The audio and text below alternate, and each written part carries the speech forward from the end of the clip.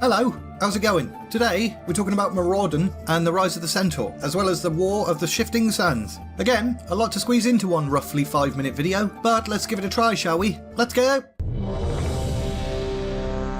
Tauren. Not seen these guys in a while. For thousands of years, they've been wandering Kalimdor's lush forests, living in harmony with nature like a bunch of hippies. One land in particular had become sacred ground to all Tauren shaman. It was called Mashanchi, or Loom of the Earth Mother. This place sat on the western coast of Kalimdor, wedged between Theradras and the Stone Talon Mountains. Drawn by faint elemental whisperings, the Tauren were pretty convinced that the Earth Mother herself dwelled somewhere beneath the meadows. They spent decades using rituals in an attempt to wake her, and they succeeded, kind of. Turns out, this wasn't whisperings from the nice Earth Mother, it was the nasty Princess Theradras, a descendant of Therazane, the Stone Mother. She reached out and consumed a buttload of surrounding energies. The land was desiccated, and the horrified Tauren, now forced to scavenge for sustenance, would later rename this area DESOLACE. Meanwhile, in the Emerald Dream, druids and spirits felt this disturbance, and one of Cenarius' woodland sons, Zaetar, emerged from the dream to investigate. Zaetar's investigation took him to the caverns beneath DESOLACE, where he discovered Theradras. His first intention was to imprison her, of course it was, but he soon grew enchanted by the sexy rock.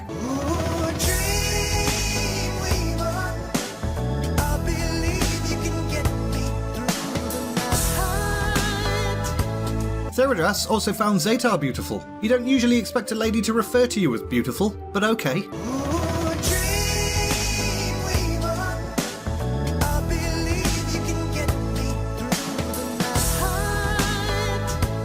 So they hooked up. From this forbidden union, a new race was born, Centaur, and they were bloody barbarians. Upon seeing the Centaur, Zaetar was immediately like, oh god, what have I done? He tried to connect with his offspring, but in truth he just hated them. The Centaur sensed their father's loathing and it drove them into a blind rage. They lashed out, killing their father. And this upset Theradras. She chastised the Centaur, and sensing how accept their mummy was, they felt bad. They promised from that day forth, they would honour and revere their late father. Theradras entombed Zaetar's spirit in the great cavern where she'd once slumbered. The Centaur would go on to call this tomb Maraudon and treat it as sacred ground. The Centaur eventually fanned out across DESOLACE, forcing the Tauren to abandon their homes and move elsewhere. But they didn't stop there. They just sort of took it upon themselves to continue to hunt Tauren across Kalimdor for no reason, and this ignited a long and dark period of war between these two races. But enough of that. Meanwhile, do you remember FANDRAL STAGHELM? Well, he decided he wanted to regrow the land in Silithus, so he sent his son Volstan and some companions to sort it out. They'd stumbled across ahn'qiraj, which had been long forgotten up to this point. Although advised against it, Volstan went ahead and took a little look inside the old temple, and his presence immediately roused the dormant Qiraji back to life.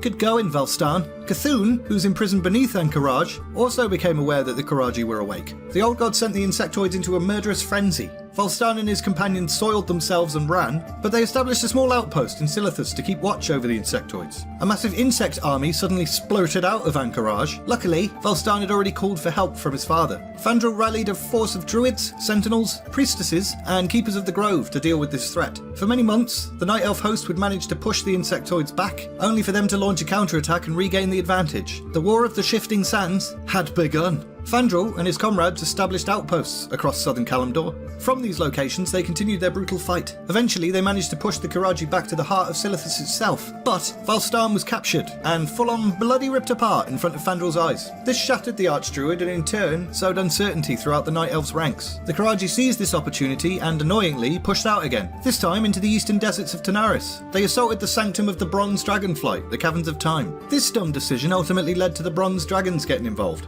Led by ahn'qiraj, they enlisted the red, blue and green dragonflights to join the cause, and they all helped the Night Elves push the bloody insectoids back to ahn'qiraj. Again, the Qiraji were too numerous to vanquish entirely, and FANDRAL feared this war would never end. So he and the dragons came up with a plan. They would lock the Qiraji inside ahn'qiraj, which is definitely different to imprisoning them, right? No, it's not. FANDRAL called upon his druids to focus their power as one. Along with ahn'qiraj, the elves summoned a massive barricade called the SCARAB wall and closed off ahn'qiraj. As a final act, ahn'qiraj forged two mystical artifacts, the SCARAB Gong and the Scepter of the Shifting Sands. The dragon entrusted the scepter to FANDRAL. Should the need ever arise to open the SCARAB wall, he could use the artifact. But Volstan's death still weighed heavily on FANDRAL, and in his rage, he shattered the scepter. The pieces became lost for the next 1,000 years. And we're leaving it there! So, there you go, another couple of wars. That's why it's called Warcraft. In the next video, we'll be talking about the Guardian Aegwin, and there's another little panda story. So if you want to see that, make sure you're subscribed, and you might want to turn notifications on because the schedule's going to change and I haven't figured it out yet. If you enjoyed this video, press the like button, talk to me in the comments, and all that's left to say is thanks very much for watching, and see ya!